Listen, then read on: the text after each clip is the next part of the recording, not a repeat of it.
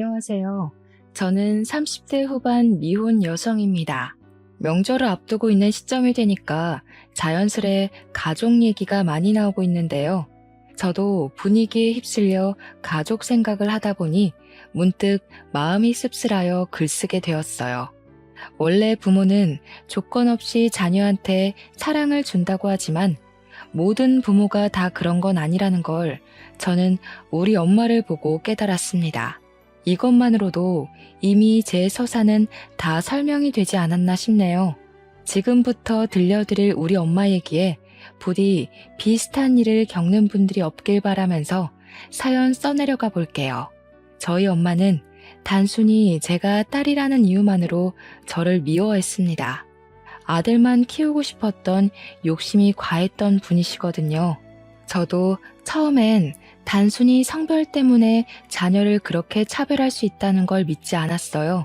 제가 엄마의 심기를 어딘가 불편하게 만들었기 때문에 엄마가 저를 미워하는 거라고 생각했고, 그래서 엄마한테 잘 보이고자 엄청나게 눈치 보고 노력하며 살았습니다.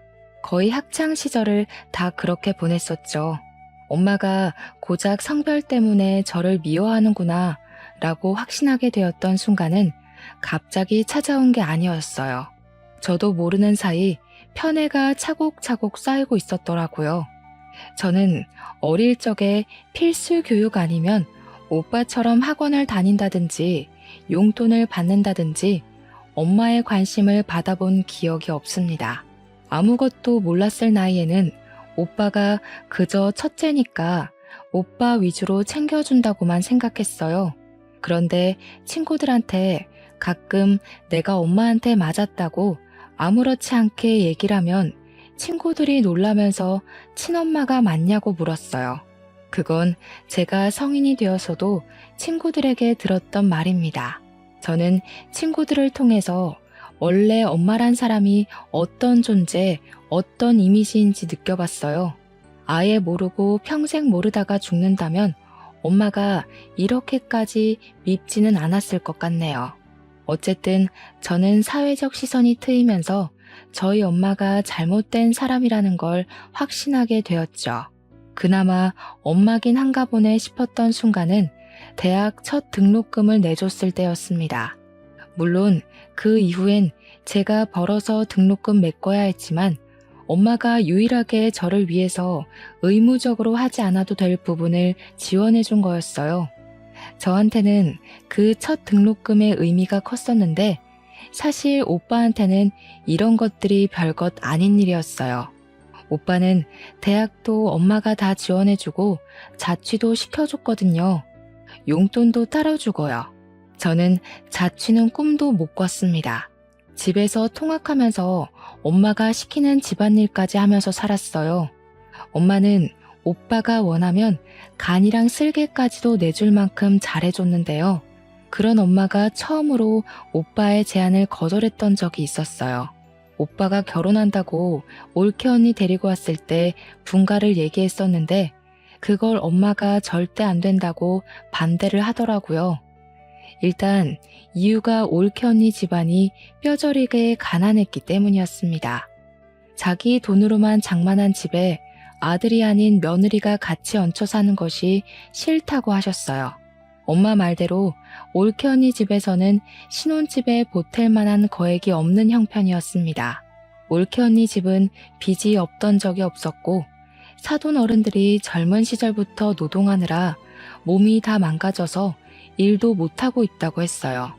오로지 올케 언니가 사회복지사를 하면서 식구들을 먹여 살리고 있었다는데 솔직히 사회복지사 급여로 새 식구 먹고 살기엔 많이 빠듯하거든요. 그러니까 집도 변변찮은 달동네 같은 데 있을 수밖에 없었어요. 그런 곳은 집값도 옳게 안 쳐주는 그런 곳이었습니다. 올케 언니는 200만 원 조금 넘는 돈으로 부모님 병원비에 식비에 공과금 등등을 혼자 해결해야 돼서 결혼하기까지 모은 돈도 없었어요. 기초수급자 자격은 안 되는데 마치 기초수급자처럼 한 달 돈 받고 한 달 사는 수준으로 살았다고 들었습니다. 올케 언니가 없으면 사돈 어른들은 그냥 길바닥에 나앉을 신세라는 거예요. 그래도 올케 언니 외모가 출중한 편이어서 오로지 올케 언니 외모에 한눈 팔린 오빠가 엄마한테 결혼하겠다고 우기는 바람에 이 관계가 이루어질 수 있었던 겁니다. 엄마는 오빠의 결혼을 허락해주는 대신 합가를 내걸기도 했었거든요. 합가가 조건이 합의되지 않았으면 아마 엄마랑 오빠가 처음으로 대립하는 순간이 오지 않았을까 싶기도 하네요. 아무튼 결혼이 성사되었다고 모든 것이 잘 풀릴 것처럼 잘 된 건 아니었어요. 좋아하는 사람이랑 결혼을 하게 된 오빠는 마냥 좋았을지 몰라도 제가 본 올케 언니의 모습은 좀 불안해 보였습니다. 오빠를 좋아해서 결혼을 하는 것 같긴 한데 집안끼리 너무 수준 차이가 많이 나서 상견례부터 기죽어 있는 느낌이었어요. 그건 사돈 어른들의 모습도 마찬가지였어요. 그런 올케 언니 식구들 앞에서 엄마는 올케 언니 집안을 지적하며 상견례 자리에서도 대놓고 무시했습니다. 옷이 그런 것밖에 없으셨어요? 제가 그래도 건물주인데 건물주 사돈이라고 하기엔 영 체면이 안 사시네요. 웬만하면 저 만날 때만이라도 옷 한 벌 사입고 오세요. 그게 건물주 집안에 대한 예의라고요. 그래도 나름 단정하게 입고 온 건데 사부인 눈에는 영 부족했나 보네요. 죄송합니다. 그래도 우리 딸이 참 모난 곳 없이 잘 컸어요. 부모가 못나서 그렇지 좋은 부모 만났으면 장성을 해입니다. 잘 좀 부탁드려요. 뭐 장성할지 안 할지는 지켜봐야 아는 거고요. 결혼식 온전히 제 돈으로 나가는 거 아시죠? 애들 분가까지는 못 시켜줍니다. 그리고 앞으로 우리 며느리 될 아인데 전화 연락은 자제해 주세요. 저는 우리 집에 있었던 일 어디서 말 나오는 거 딱 질색이거든요. 엄마는 사돈들이 가난하다는 이유만으로 쉽게 보는 건지 가리지 않고 막 뱉었어요. 누가 들어도 기분 상할 말이었는데 사돈 어른들은 절대 티를 내질 않았습니다. 딸을 위해서 참는 것 같았어요. 그나마 오빠가 작작하라고 말려서 엄마가 더한 수위를 넘기지 않을 수 있었습니다. 참고로 아빠는 자동차 관련 업체를 운영했었는데 일하다가 부득이한 사고를 당해서 돌아가셨어요. 제가 어릴 때 일이라서 잘 기억은 안 나는데 아빠가 워낙 미래에 대한 대비가 철저한 분이라 노후를 대비해 건물 한 채를 관리하고 있었다고 들었습니다. 안타깝게도 아빠가 돌아가시고 나서 그게 엄마 앞으로 상속이 되었는데 엄마는 그렇잖아도 계모 같은 성격을 건물주가 되자 더 군림하며 행동하였어요. 아무튼 저는 원래 용돈도 없었지만 엄마한테 달라고 구걸하느니 진작에 용돈 생각 자체를 포기했었습니다. 성인이 되고부터는 제가 아르바이트를 하면서 스스로 용돈벌이를 해나갔어요. 올케 언니가 제 예상대로 정말 착한 사람이었는데 저희 집에 올케 언니 들어오고 나서 제가 위로를 좀 많이 받았어요. 혼자 엄마한테 속 터지고 있던 마음을 올케 언니와 공유할 수 있어서 힐링이 되었습니다. 올케 언니랑 있는 시간이 좋긴 한데 한편으론 올케 언니가 저한테 자꾸 뭘 주려고 해서 미안할 때가 한두 번이 아니었어요. 아기씨, 이거 내가 사놓고 안 하는 목걸이인데 아가씨 할래요? 아가씨 목이 길고 하얘서 잘 어울릴 것 같아요. 언니, 저번에도 챙겨주시더니 또요? 저야 좋긴 한데 저 진짜 살면서 가족한테 관심 받는 거 처음이에요. 저 챙겨주는 사람 언니밖에 없어요. 처음엔 저도 모르게 착한 올케 언니에게 더 관심 받고 싶어서 괜히 힘든 소리도 많이 하고 고민 상담하면서 위로도 갈구했었어요. 그때마다 올케 언니는 제 마음을 귀신같이 알아채고는 친언니처럼 진심으로 저를 보듬어 주었습니다. 올케 언니 덕분에 원래 가족이란 건 이런 거구나 생각했어요. 그래서 올케 언니에 대해 마음이 많이 열렸고 저도 엄마 몰래 올케 언니를 많이 도와주었습니다. 혼자 집안이라는 서름을 누구보다 제가 잘 알고 있기 때문에 저는 올케 언니에게 그런 감정을 느끼게 해주고 싶지 않았어요. 올케 언니가 엄마한테 이리 치이고 저리 치이는 걸 많이 봤거든요. 엄마는 그냥 여자를 싫어하는 건지 저한테만 괄시를 했던 게 아니라 올케 언니도 그저 여자에 가난까지 더해서 심하게 미워하더라고요. 아유, 너는 가난한 냄새를 아주 달고 다니는구나. 어디 가서 내 며느리란 소리 하지 마라. 급이 안 맞아서야 원. 엄마는 저한테 그랬던 것처럼 올케 언니에게 막말을 서슴지 않되 다행히도 손찌검은 안 했고 이래라 저래라 명령질만 장난이 아니었습니다. 올케 언니가 사소하게 실수하는 것도 전부 트집 잡는 걸로 모자라 올케 언니의 살림 방식을 굉장히 싫어했어요. 야, 너 화장실 식초로 씻었니? 꾸진 년이 꾸진 짓만 하고 있네. 이 집에 비싼 물건들이 얼마나 있는데 냄새 배게 하려고 작정했어? 당장 환기시켜. 이런 식으로 올케 언니가 욕을 먹을 때면 제가 그거 달래준다고 늦은 새벽에 제 방으로 올케 언니를 몰래 불러서 맥주 한잔하며 엄마 뒷담 많이 깠습니다. 저도 저지만 올케 언니도 제가 아니었으면 이 집에서 못 버텼을 거라고 고마워해줬어요.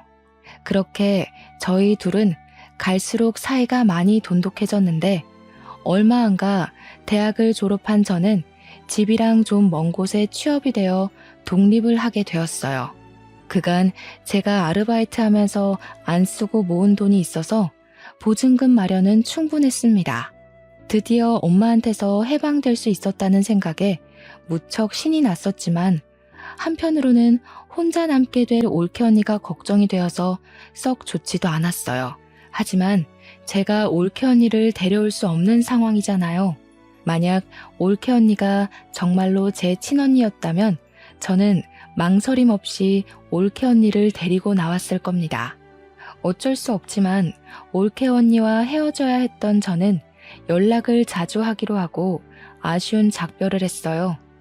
실제로 올케 언니랑 몇 달 꾸준히 연락을 하면서 가족보다 더 가족처럼 안부를 묻고 살았습니다. 그러던 어느 날 올케 언니한테서 자정이 다 되어 연락 온 건 그날이 처음이었는데요. 언니가 우리 집에서 하룻밤 신세 질 수 있겠냐고 묻더라고요. 너무 놀라서 이 늦은 시간에 오겠다는 거냐고 되물었으나 제가 잘못 들은 건 아니었더라고요. 그런 부탁을 하는 올케 언니 목소리가 많이 안 좋아 보여서 저는 택시로 마중을 나갔습니다. 오랜만에 본 올케 언니는 얼굴이 말이 아니게 헬쑥했고 뺨이라도 맞았는지 한쪽 볼이 부어 있었어요. 이거 왜 이래요? 설마 엄마가 이랬어요? 엄마가 이제 언니 때리기까지 하는 거예요?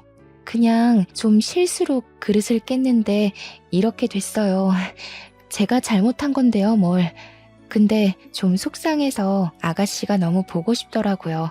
늦은 시간인데도 연락 받아줘서 고마워요. 올케 언니는 거짓말을 잘 못하는 사람입니다. 그래서 저는 올케 언니 잘못으로 뺨을 맞았다는 게 거짓말이라는 걸 눈치챘어요. 집에 가서 올케 언니랑 제대로 대화를 해보았는데 역시나 올케 언니 실수 때문에 맞은 게 아니었더라고요. 오빠가 올케 언니한테 반찬 투정을 했는지 실수로 접시를 밀어서 그릇을 깨트렸는데 엄마가 그 소리를 듣고 방에서 뒤늦게 나와 확인하고는 냅다 올케 언니 귀싸대기를 날렸다는 겁니다. 한 대가 아니었다는 것은 더 충격이었어요. 그런데 여기서 더 황당하고 짜증났던 건 올케 언니가 엄마한테 맞고 있는 그 상황에서 오빠는 올케 언니를 향해 혀만 끌끌 차고 있었다고 하지 뭡니까. 언니한테까지 그럴 줄은 몰랐는데 진짜 그 사람들 정신이 나가도 단단히 나갔네요. 이거 가정폭력이잖아요. 언니가 신고하겠다고 하면 제가 무조건 도울게요. 우리 신고합시다. 괜찮아요. 그냥 오늘 밤만 좀 재워줘요. 내일 아침 일찍 들어가 봐야 돼서 먼저 좀 잘게요. 올케 언니는 우리 집에서 더 큰 보복이 돌아올까봐 두려워하는 얼굴이었습니다. 올케 언니가 한 번은 오빠한테 이혼 얘기도 했었다는데 오빠가 그걸 엄마한테 고자질하는 바람에 엄마가 또 올케 언니를 잡아먹으려 했다네요. 우리 엄마 성격에 자기 아들 커리어에 이혼 이력이 남는 게 싫어서 이혼을 절대 거절했을 거란 말이죠. 아마 그때도 올케 언니가 엄마한테 맞지 않았을까 싶은 생각이 들었어요. 이왕 우리 집에 온 거 올케 언니가 오늘만큼은 마음 편히 잠을 자고 갈 수 있도록 방안을 최대한 따뜻하게 만들어 주었습니다. 다음 날은 뭐 그리 빨리 오는 건지 올케 언니를 웬만하면 보내기 싫었는데 어쩔 수 없이 배웅을 하면서 혹시라도 무슨 일이 있으면 언제든지 찾아오라고 우리 집 비밀번호도 알려줬어요. 올케 언니는 정말 고맙다고 하고 그렇게 지옥구동이로 돌아갔습니다. 그리고 저는 올케 언니를 그렇게 보낸 걸 여전히 뼈저리게 후회하고 있어요. 제가 다음으로 들은 올케 언니 소식은 유감스럽게도 사망 소식이었거든요. 일하다가 연락을 받았던 저는 상부의 얘기에 이를 빼고서 장례식으로 헐레벌떡 달려갔습니다. 올케 언니 영정사진과 그 앞에서 울고 있는 올케 언니 부모님을 보았어요. 그리고 그 와중에 소름 끼쳤던 건 눈물 한 방울 안 흘리는 오빠보다 시시덕거리며 조문객들이랑 떠들고 놀고 있는 엄마 모습이었습니다. 아우, 여기 음식업체 어디니? 떡이 굳었네 굳었어. 전화해서 좀 따져라. 돈을 얼마나 줬는데 서비스가 이 모양 이 꼴이야? 그때는 엄마가 다른 날보다 더 사람 같지 않아 보였어요. 엄마의 망언이 빈소 전체로 퍼지고 있는데도 가난한 집안이었던 사돈 어른들은 이 장례식을 차려준 엄마를 차마 뒤집어 엎질 못하고 있었습니다. 사돈 어른들이 더 분에 받쳐서 올케 언니를 향해 울고 있는 걸 제가 더 못 참겠더라고요. 그래서 저는 그간 어릴 때부터 받아온 차별과 멸시와 편애에 대한 서름을 담아서 엄마한테 달려갔어요. 식탁 위에 있는 육개장 그릇을 들고서 그대로 엄마 얼굴에 뿌려버렸습니다. 이년이 돌았나? 이게 뭐야? 뭐하는 짓이야 이 정신 나간 년아. 진짜 정신 나간 게 뭔지 보여줘?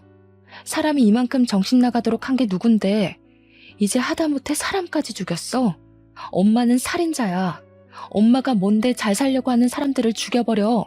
엄마는 눈에 들어간 육개장 때문에 제 말을 듣지도 못하고 발만 동동 구르며 따가워하고 있었습니다. 제 얘기를 들었다고 하더라도 고춧가루 통증 때문에 대답을 할 수 없었다고 보는 게 맞겠네요.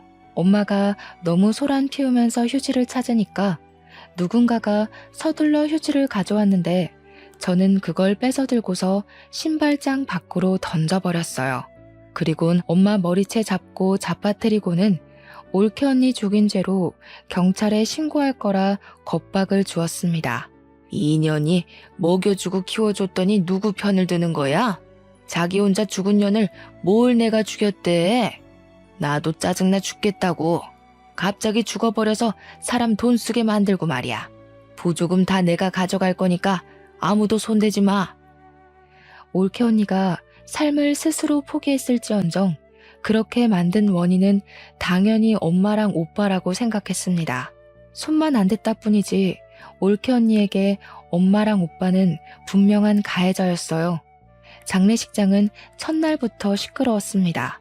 제가 엄마를 막대하고 있자 뒤늦게 오빠가 달려들어서 저를 밀쳤는데 그대로 밀쳐지는 저를 사돈 어른들이 붙잡아 주어 넘어지진 않았어요. 사돈 어른들은 저를 보고서 용기를 얻은 건지 이제야 엄마한테 한 소리를 하기 시작했습니다. 이 악마 같은 사람들, 우리 딸을 감히 총 부리듯 부려요? 어쩐지 우리 같은 집안을 사돈으로 받아준다고 할 때부터 이상했어. 우리 딸 이런 식으로 부려먹고 죽이려고 데려간 거지. 어디서 가난뱅이 주제에 건물주한테 큰 소리를 쳐요? 아무것도 없이 쓸모없는 몸뚱이만 들고 시집 왔으면 그 정도는 감당했어야지. 세상에 공짜가 어딨어? 내가 정신 나갔다고 남의 집 거지 새끼를 애지중지하며 데리고 살겠어? 내 딸 입에 들어가는 쌀 한 톨도 아까운 마당에? 엄마는 오빠 덕분에 겨우 눈을 뜨고는 우리한테 삿대질을 하면서 망언을 퍼부었습니다.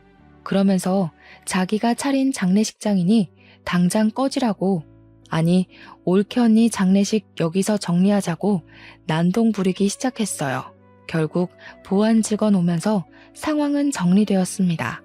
보안 직원 지키고 있는 가운데 올케 언니 장례식은 3일을 겨우 보낼 수 있었어요. 엄마랑 오빠 때문에 올케 언니 앞에서 마음 터놓고 울어보지도 못하고 완전 냉전 상태로 장례식을 마무리했습니다. 저는 이대로 올케 언니를 억울하게 보낼 수 없었어요.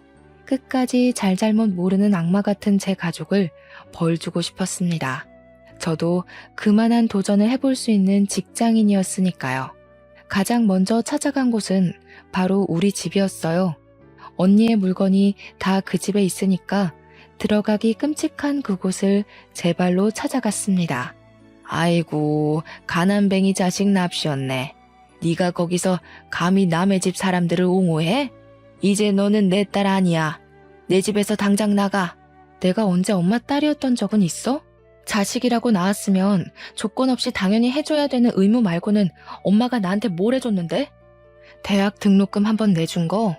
그건 엄마가 자식한테 해주는 지원이 아니라 내가 엄마 뒤치다꺼리한 비용으로 받은 거지. 엄마가 나한테 뭘 해줬다고 생각하는 것만큼 나도 엄마한테 똑같이 해주느라 힘들었으니까 그딴 걸로 생색낼 생각 마. 그 뒤로도 엄마가 제게 시비를 걸었는데 그냥 무시해버렸습니다. 저는 오빠가 출근하고 없는 방으로 들어가 올케 언니 물건을 뒤졌어요. 그런데 감쪽같게도 올케 언니 물건이 없더라고요. 설마 벌써 내다 버린 건가 싶어 불안감이 엄습해왔습니다. 당장 엄마한테 가서 올케 언니 짐 어쨌냐고 따졌더니 엄마가 콧방귀를 끼대요. 아, 그 꾸질꾸질한 옷들?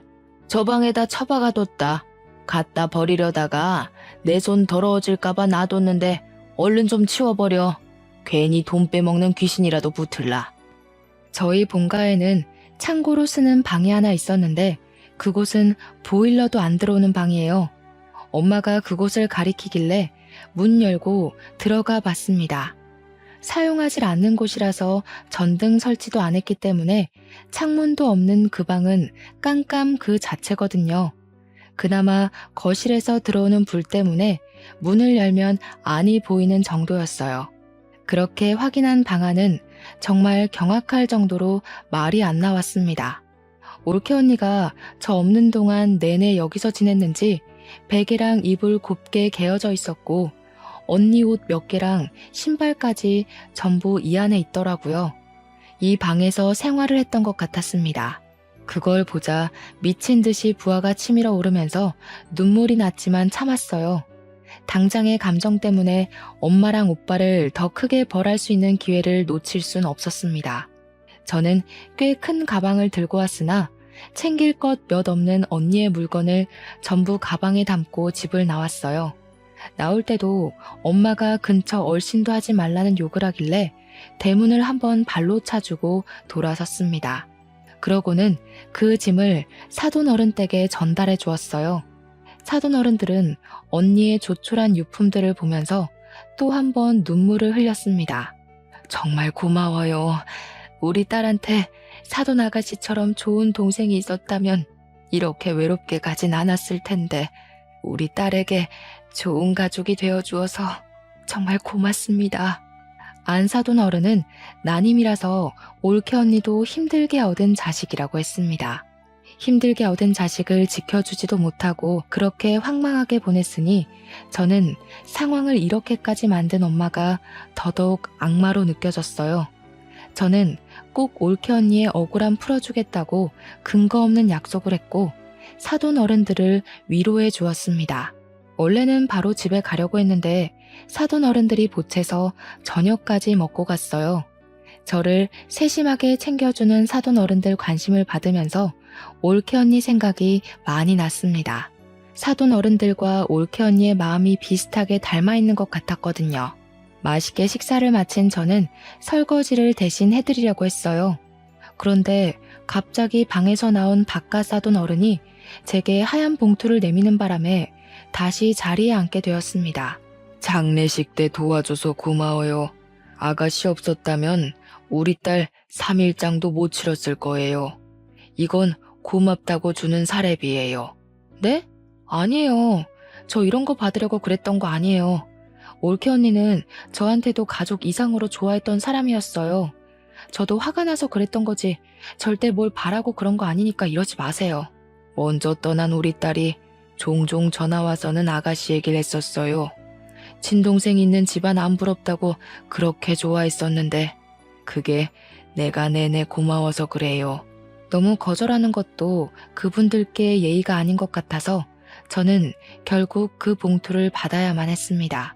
그리곤 그 돈을 고이 모셔뒀다가 다음에 사돈댁 집들이 선물이나 사가야겠다고 생각하면서 나왔어요. 집으로 돌아가는 동안 택시 안에서 올케 언니 생각이 너무 많이 나서 저도 울음이 터져버렸습니다. 그렇게 택시에서 기력을 다 빼고 집 건물로 들어갔는데 그때 제 눈에 우편함이 들어왔어요. 생각 없이 우편물을 뽑았더니 거기에 올케 언니 이름으로 된 봉투 하나가 있더라고요. 저는 얼른 집에 돌아가서 그 우편물을 뜯어보았습니다. 거기엔 웬 USB 하나랑 언니 휴대폰, 병원 진단서, 그리고 언니 유서로 보이는 편지가 있었어요.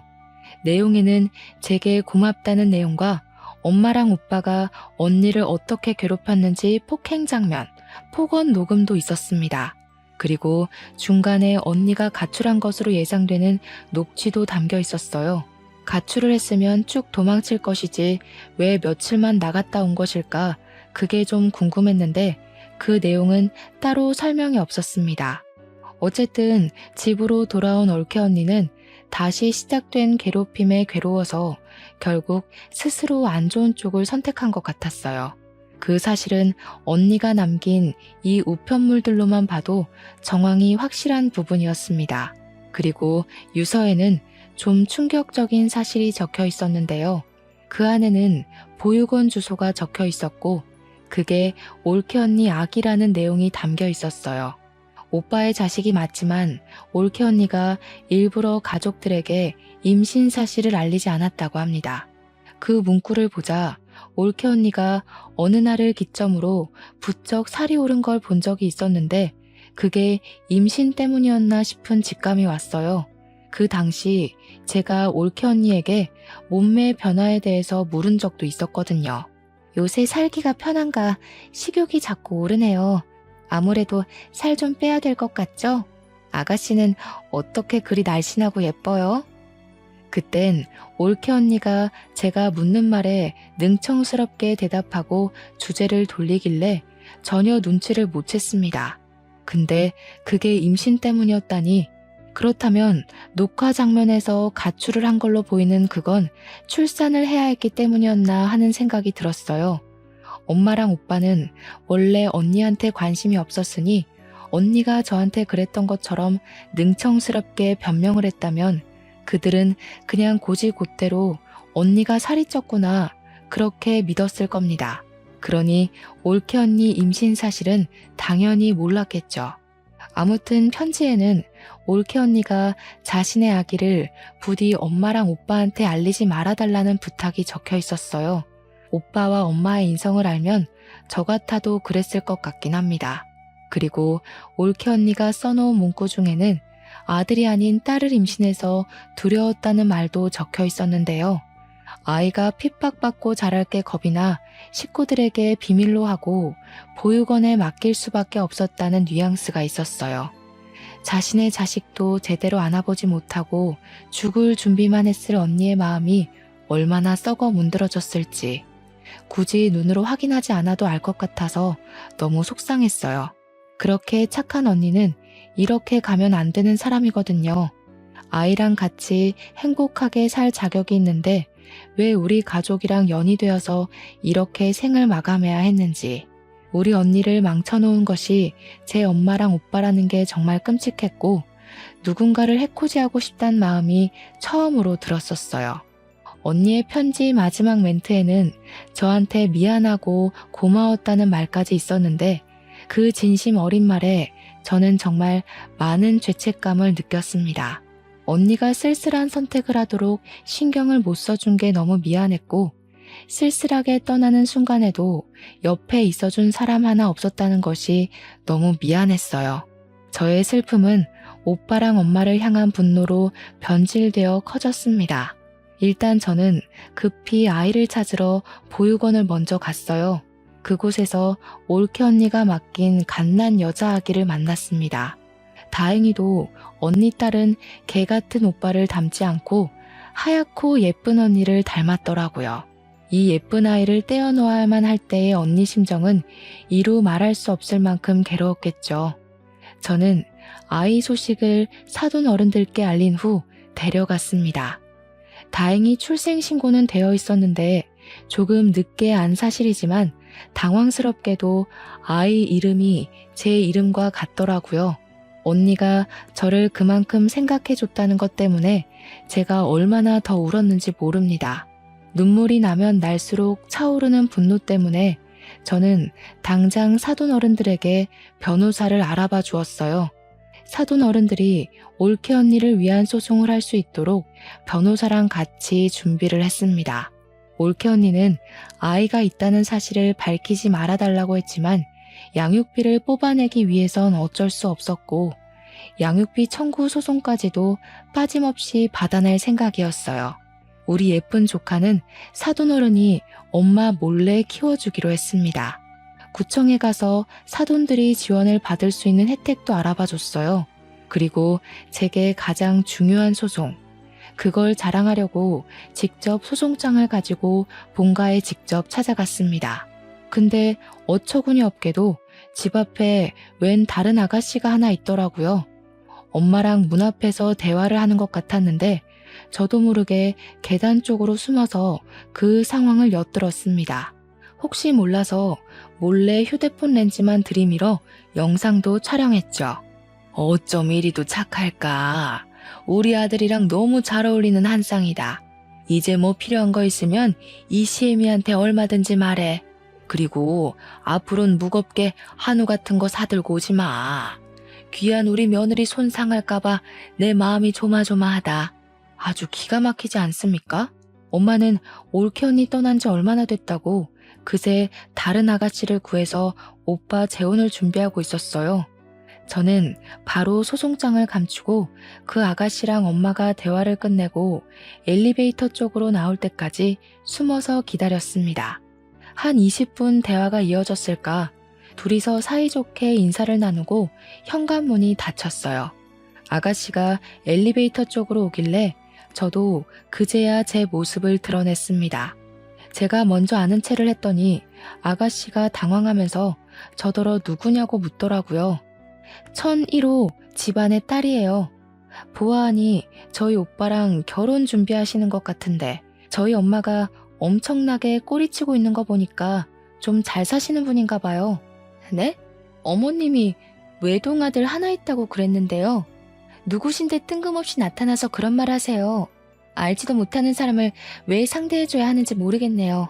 비켜주세요. 긴 말 안 할게요. 저희 오빠랑 결혼하지 마세요. 만난 지 얼마 안 되셨을 거 아니에요. 저희 올케 언니가 죽은 지 얼마 안 됐으니까. 저희 올케 언니는 돈 없다고 갈굼당해서 죽었거든요.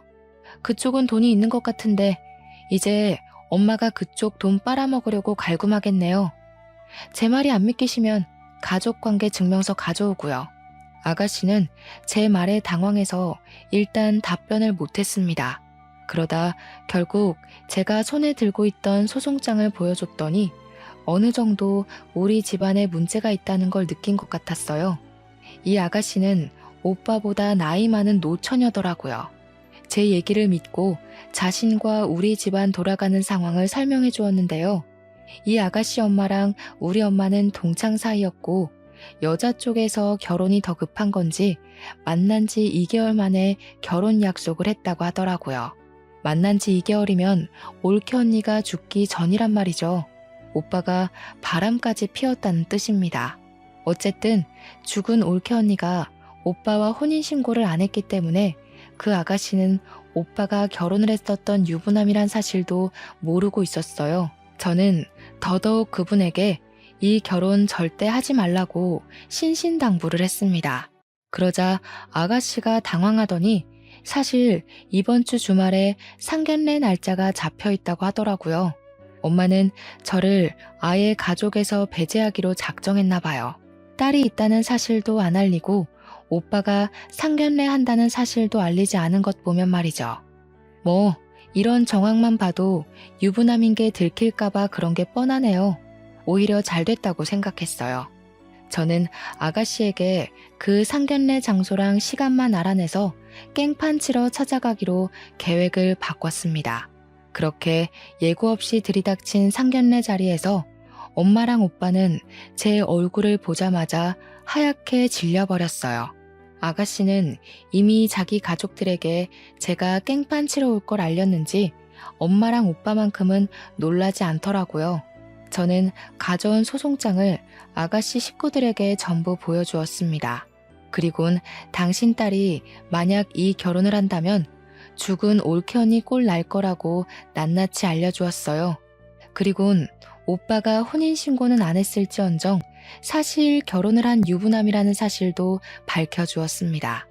심지어 올케 언니가 시모의 갖은 핍박과 폭언에 더 이상 살고 싶지 않아 스스로 목숨을 끊겠다는 내용의 비디오 영상까지 보여주었죠.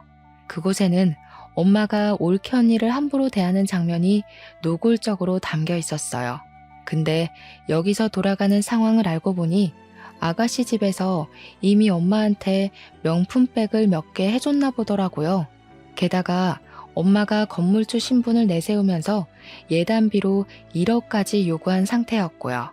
새 사돈 되시는 분은 저렴하기 짝이 없는 엄마의 행실에 결국 화를 참지 못하고 자리에서 일어났습니다. 그리곤 식탁 위에 있는 따뜻한 차를 엄마 얼굴에 뿌려버리는 거 아니겠습니까? 우리 딸이 어제 그런 말 할 때는 그래도 동창이니까 네 말을 믿었어. 근데 이런 시궁창 과거를 속이고 감히 우리한테 돈까지 바래? 우리 딸은 또 뭐라고 괴롭히면서 죽일 작정이었니? 네 아들보다 나이 많다고 종살이 시킬 생각이었어? 화딱지 나서 못 참겠네. 너 내가 고소할 테니까 두고 봐. 알고 보니 오빠 재혼에 필요한 예식장과 신혼집에 들어갈 가전제품, 신혼집까지 전부 다 아가씨 집안에서 돈을 다 대준 거더라고요. 마치 올케 언니가 우리 집 올 때 우리 집에서 신혼살림 다 대준 것처럼 말이죠. 뭐 올케 언니는 분가를 한 게 아니니까 사실상 그렇게 뭘 많이 해줬다고도 못해요. 지금이야말로 뱉어낼 게 많아진 엄마가 큰일 난 셈이었습니다. 화가 난 아가씨 엄마는 자기가 들인 돈 다 뱉어내라고 소리를 빽 질렀고 당장 사기죄로 신고할 거라며 변호사를 찾으러 자리를 박차고 나갔습니다. 엄마가 나가는 친구를 잡으려고 급하게 따라붙었지만 자기 친구한테 귀싸대기만 맞았을 뿐이었어요. 아가씨 엄마가 돈이 더 많으니까 엄마가 정말 꼼짝도 못하더라고요. 엄마는 그 성질 못 참고 화살을 제게로 돌렸는데요. 엄마가 제 머리채를 잡는 순간 마침 경찰이 들이닥쳤어요. 사실 제가 경찰에 미리 신고를 하고 이곳을 찾아왔거든요. 잘 됐다고 아가씨 엄마도 나가다가 경찰을 마주친 건지 다시 돌아와서는 당장 이것들 다 잡아가라면서 사기꾼들이라고 삿대질을 했어요. 엄마랑 오빠는 찍소리도 못하고 그대로 연행이 되었습니다. 아가씨 엄마는 결혼 준비를 위해 낭비한 금액인 1억을 손해배상 청구했어요. 엄마랑 오빠는 징역까진 안 받고 거액의 위자료를 덤터기 맞는 걸로 판결이 내려졌습니다. 이미 그것만으로 건물이든 집이든 하나는 내놓아야 되는 상황이라서 엄마가 굉장히 화났을 겁니다. 그래서 그런가 우리 집을 찾아와서 대문을 발로 차고 난리더라고요.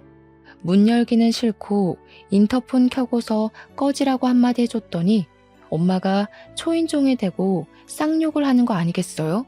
내가 너를 낳는 게 아니었는데 진짜 너는 집안의 수치다. 어떻게 한 번도 엄마 인생에 쓸모가 있던 적이 없냐? 니년 때문에 지금 얼마를 손해봤는지 알아? 거지 같은 사돈댁 챙기면서 멋대로 살 거면 영영 나타나질 말던가. 왜 우리 앞길을 망쳐? 고작 이런 걸로 망했다고 횡포 부리면 안 되지. 사돈어른이 양육비 청구도 했어. 이번만 돈 나가는 게 아니라 지금부터 한 20년은 보내줘야 할 거야. 엄마가 건물주라서 양육비 액수도 크게 잡히더라. 어? 뭔 개소리야. 양육비가 뭔지 모르니? 네 오빠랑 죽은 년 사이에 아무것도 없었는데 무슨 수로 양육비를 청구해? 아, 뭐 그새 애라도 하나 입양했나 보지? 그런데 어쩌니? 혼인신고 처리 안 돼 있어서 그 애는 우리 아들이랑 상관이 없는데. 이렇게 멍청한 것도 엄마라고. 고지 곧대로 당하고 산 게 억울하네. 오빠한테 사실 딸 있었어. 올케 언니가 그 집안에서 애 키우면 피 말라 죽을까봐 숨겨두고 있었거든. 조만간 유전자 검사 결과 우편으로 갈 테니까 따질 거면 꼭 확인하고 따져. 아이 소식은 다소 당황스러웠는지 제 말이 끝나도 인터폰 안에서 아무 말도 안 들려왔어요. 거기다 대고 저는 한마디 더 해줬습니다. 딸도 있는데 또 오빠 재혼시키면 내가 평생 따라다니면서 네 아들 혼사길 다 망쳐놓을 거라고 경고를 날렸죠.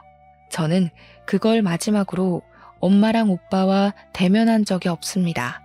변호사에게서 소식만 전해 듣길 엄마는 위자료랑 소송 금액 그리고 벌금을 내기 위해서 자랑스럽게 떠벌리던 건물을 팔았다고 했어요. 그나마 살고 있는 집 하나는 지킨 것 같더라고요. 물론 그것도 어떻게 될진 모르죠. 양육비를 20년이나 줘야 하는데 과연 오빠 급여 하나 가지고 생활비에 양육비에 사치 쩌는 엄마 용돈에 감당이 될지 모르겠네요. 저는 20살 때부터 가족의 도움 없이 저 혼자 돈을 마련했기 때문에 그들이 망하든 말든 상관이 없었어요. 그들 인생 망쳐놨으니 이제는 그저 사랑스러운 조카를 보는 낙으로 지낼 뿐이었습니다. 조카는 하루가 달리 예쁜 모습을 자랑했는데요. 올케 언니랑 전체적인 느낌이 닮았으나 가장 닮은 게 웃는 얼굴이더라고요. 조카가 웃을 때마다 언니 생각이 나서 한 번씩 마음이 저려요. 그래도 떠난 언니가 이제는 마음 편히 발 뻗고 잘 수 있게 제가 조카를 평생 책임지고 보살펴 줄 생각입니다. 예쁜 것만 보여주고 싶고 걸을 수 있는 나이가 된다면 그때부터 언니가 있는 곳에 함께 데려갈 생각이에요. 조카가 엄마의 얼굴은 알면서 자랐으면 좋겠거든요. 혹시나 아빠를 물어본다면 저는 숨김없이 말해줄 생각입니다. 물론 그건 조카가 그 정도의 아픔을 감당할 나이가 되면 말이죠. 이제 그만 그들 신경 안 쓰고 잘 살 수 있겠지 하고 마음 놓던 시기에 뜬금없이 오빠한테 연락이 온 적이 있었어요. 철천지 원수 같은 오빠는 어이없게도 딸 얼굴 한번 보고 싶다며 연락을 했더라고요. 그 말을 듣는데 더 들을 것도 없이 화가 나서 저는 오빠한테 바로 미쳤냐고 절대 싫다고 거절했습니다. 오빠가 아빠 자격이 있다고 생각해? 언니가 오죽 겁이 났으면 임신한 사실도 숨겼겠어. 출산도 몰래 집 나가서 혼자 해결하고 몸 회복도 안 됐는데 집에 돌아와서 또 괴롭힘 당했어. 언니가 그렇게 괴로울 동안 오빠는 뭐 했는데? 오빠는 엄마랑 뭐 다를 거라 생각해? 오빠는 그냥 조카 양육비만 다달이 보내면 돼. 그게 내가 오빠한테 봐줄 수 있는 유일한 아빠 노릇이야. 오빠는 제 경고에 아무런 말도 하지 못했습니다. 그제야 자기도 잘못한 걸 뼈저리게 느낀 건지 다행히도 성실하게 양육비를 보내주곤 있어요. 만약 안 보낸다면 제가 또 가만히 있지 않을 겁니다. 엄마는 여전히 반성도 없어요. 오빠가 가끔 문자로 엄마 감당하기 힘들다고 연락이 오는데 엄마가 정신 나가서 그런가 이젠 아들한테도 성질을 부리나 봅니다. 저러다가 그나마 있는 아들 하나한테도 버림받아봐야 정신을 차리는지 모르겠네요. 제가 조금 더 빨리 철이 들고 사회에 대해 잘 알았더라면 올케 언니를 우리 오빠랑 결혼시키지 않았을 텐데 이건 아마 제 평생의 후회로 남을 것 같습니다. 그 사실 때문에 사돈댁에 더 자주 찾아가긴 해요. 마치 본가를 찾아가듯 마음 편한 걸음으로 주말에 한 번씩은 갑니다. 조카가 좋아하는 인형이랑 용품들 챙겨가고 사돈 어른들 옷도 몇 벌씩 선물해주고 있어요. 제 급여가 떵떵거릴 만큼 많은 건 아니지만 용돈을 딱히 쓸 데도 없고 또 사돈댁이 제게는 본가 같은 기분이 들어서 그렇게 하고 싶더라고요. 사돈 어른들도 제게 더는 존댓말을 하지 않아요. 정말 딸처럼 이름을 불러주면서 제 생일까지 기록해놓고 챙겨주신답니다. 이런 게 남들 다 누리고 있는 가족 사이라면 저는 아마 사돈댁과 계속 이런 연을 이어갈 것 같아요. 비로소 소중한 사람들과 화목하게 사는 것이 무엇인지 느끼고 있는 요즘입니다. 글이 길었죠. 변변찮은 내용이었을지 모르겠지만 긴 글 들어주셔서 너무 감사합니다. 날이 많이 따뜻해졌는데 우리 모두 가족들과 나들이 다니면서 소중한 추억 많이 만듭시다.